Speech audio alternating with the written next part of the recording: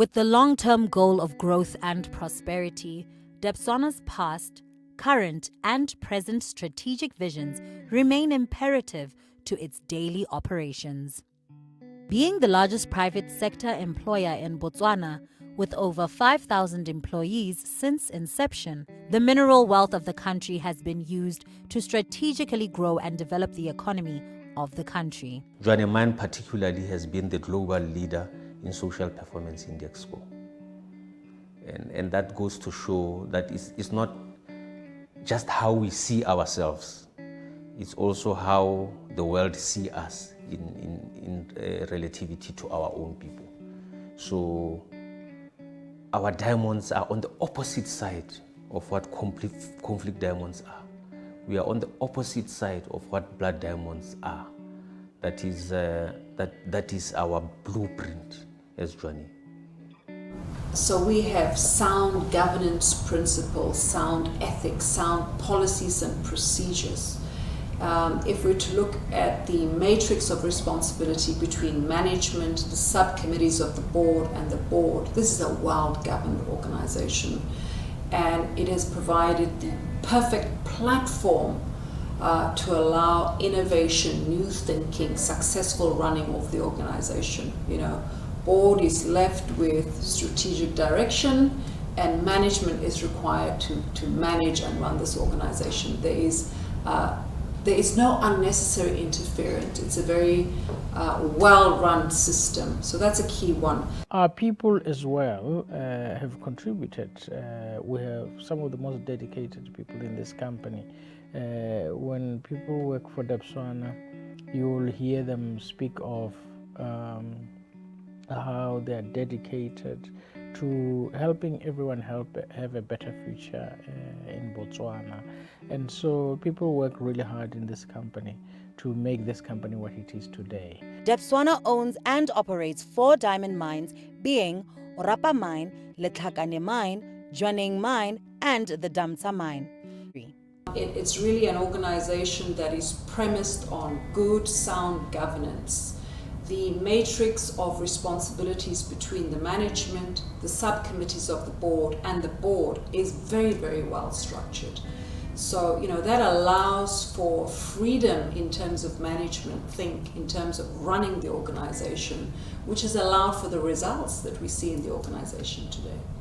Debswana's core values are at the forefront of its activities, these being putting safety first at all times by considering the risks involved to the people and environment before any activity begins. Zero harm is always the goal. The Safety and Sustainable Development mandate in Debswana is really tied into our commitment, which is to play a leading role in the success of Botswana through our sustainability performance. We have 3 key focus areas, which are safety management, occupational health management, and environmental management. Being passionate about the precious mineral they mine and sell, seeing every challenge as an opportunity instead. We are the richest mine in the world by value, and value doesn't come from just a diamond. Remember, a diamond is just a hardware. It's a stone. You give it value with your attitude. The attitude and the manner in which you mine it. And that is why I say, in terms of safety, we are currently sitting at a total recordable injury frequency rate of 0.05. That's among the best in the world. Pulling together people of diverse skills and experience to strengthen the output by being united in purpose and action. Over the years, we've trained over 1,500 artisans, so that services like your equipment maintenance, equipment refurbishment, they're all done by citizens. Ke simolotse mo dikonterakeng tse di dinyenyane go simolotse ko bokamoso engineering ke le operator ke le labor mo mine wa Debswana ka tsena mo Debswana ka 2008 mme ha ke bereka mo Debswana maikutlo a me ke ikutla ke le motlotlo thata go berekela Debswana ka botswapelo ka bopelo telele le boineelo gape ke itumela go bereka mo Debswana ka gore ke berekela lehatshe la Botswana ke berekela bana ba lehatshe la Botswana ne amuso ya lefatshe la Botswana bana le bana ba rona. Building trust by being transparent, listening, then acting with openness, honesty, and integrity to ensure their relationships flourish. Our relationship with our community members is very important to us. It's a focal area of the Social Way program, which includes stakeholder engagement as a requirement. What we've seen in the past is we have been able to maintain a very good relationship with our community members, and we respect and support the structures that are already existent in our communities in the way in which we communicate. What we continue to improve on is having really good, meaningful stakeholder engagement that allows for two-way communication for community members and ourselves within the host community.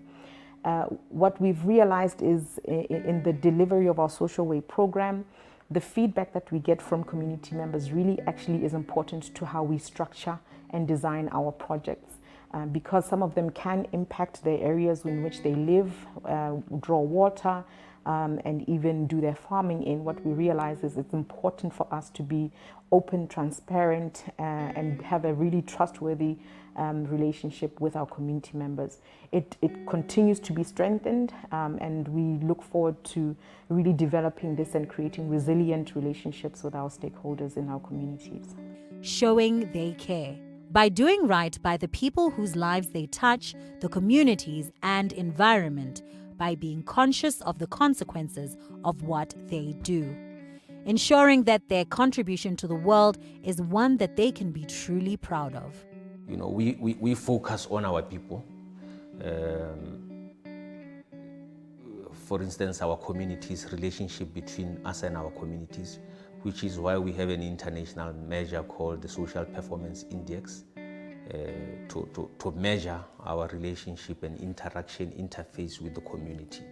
We also have an interface through our Botswana Mine Workers Union with our people. So the key focus that drives our value of show we care is what makes us unique. Our objectives have been successful, but it's still a journey. There's still more that we still need to do as a company, and the communities continue to give us feedback on how we can improve that. We work with them on a regular basis. On a monthly basis, we engage with different stakeholders to find out how we can improve as a company. We also have our complaints and grievance processes, where we're able to find out what issues communities have with us, and also the proposed suggestion on how we can actually address them. So it's a journey we're excited to be on, and we're looking forward to working with communities to actually improve or increase our impact.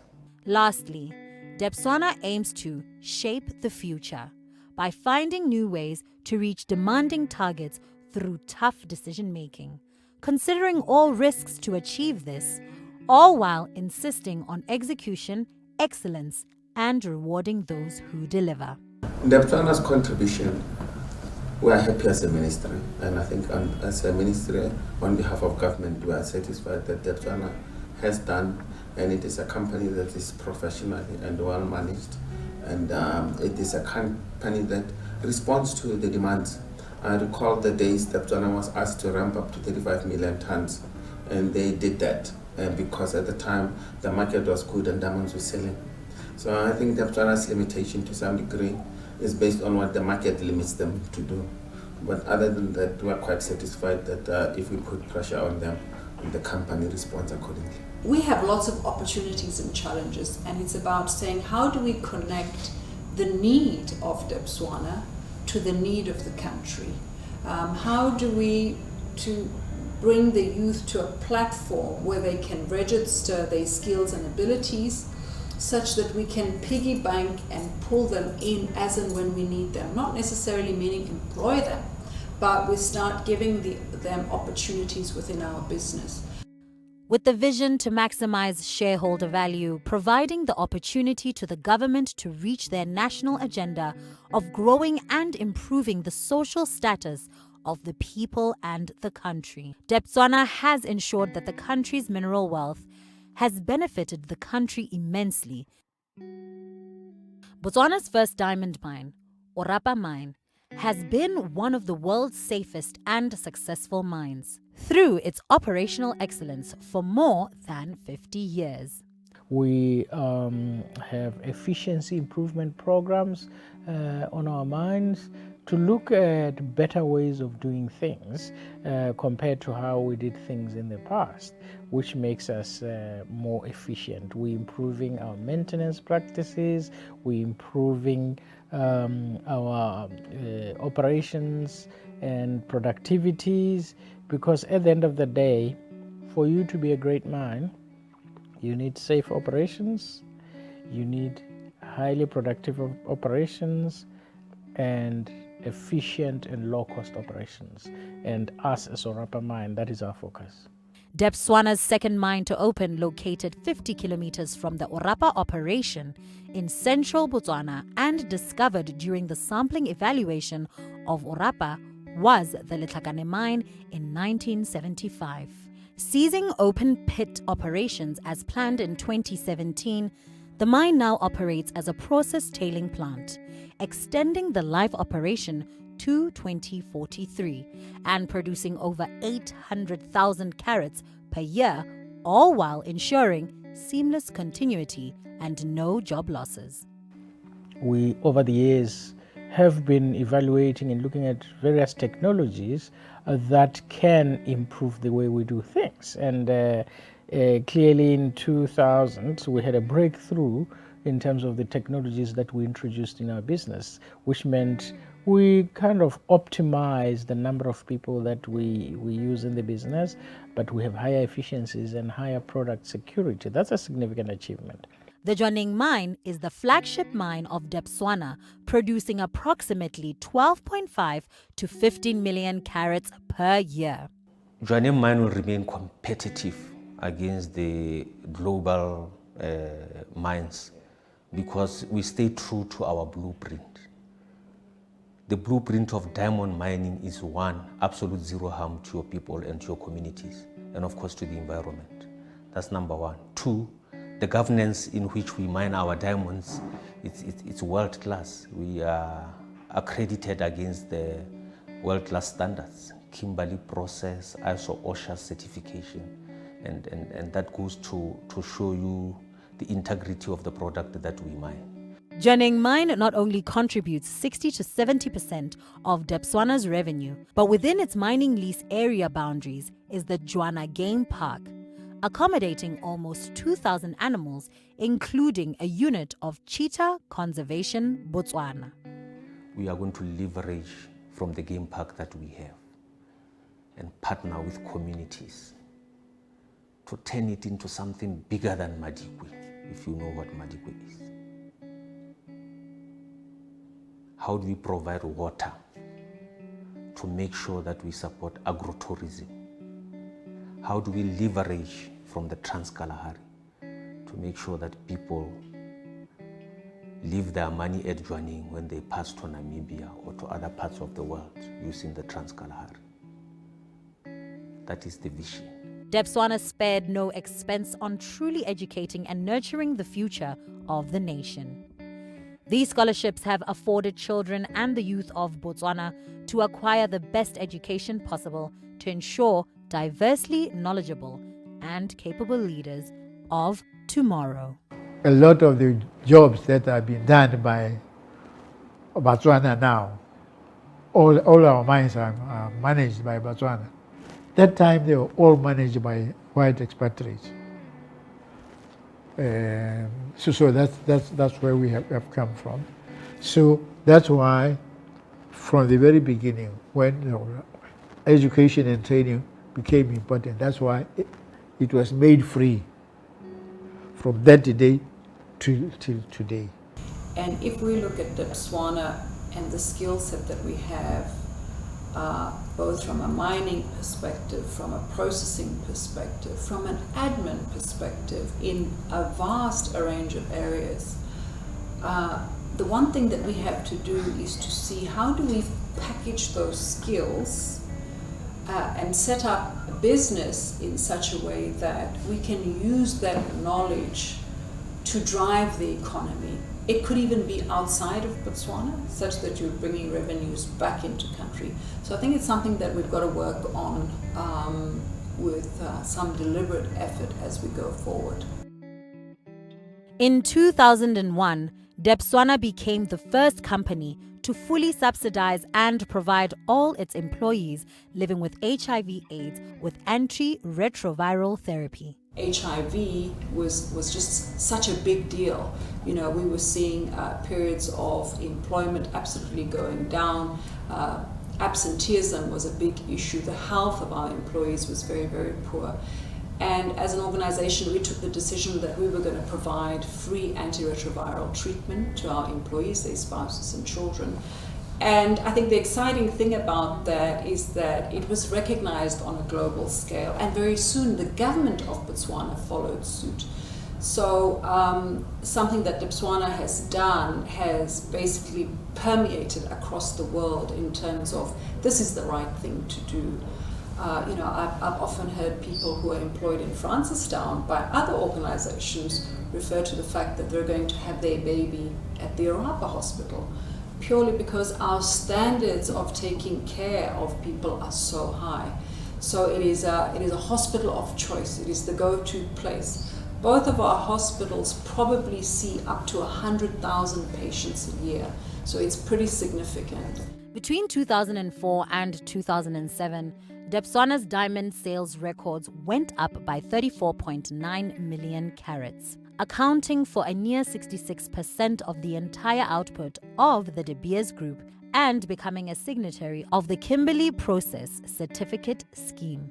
As we moved on over the years, we increased our production levels, and as a result, our revenues grew. We were able to give much more back to the government of Botswana, and so in there, we saw the improvement in hospital services, in social services, education, roads, telecommunication, fiber optic cables, internet expansion in the country. And from a Debswana perspective, our focus was very much on how to become more efficient as an operation. We went through a difficult period with the 2008-2009 recession, and there were significant learnings for us. So our focus at a point in time was how do we achieve more with less? We focused on cost containment, revenue improvement operations. We went through a period where we looked at how do we strengthen our standards, how do we put Debswana in terms of operating capability on a global platform. So we aligned in some global best practice standards from a safety perspective.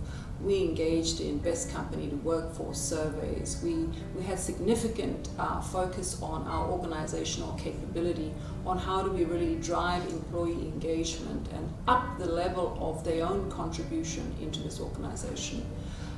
We continue to evolve the strategy over years. For some time, our strategy was referred to as a high-performing organization.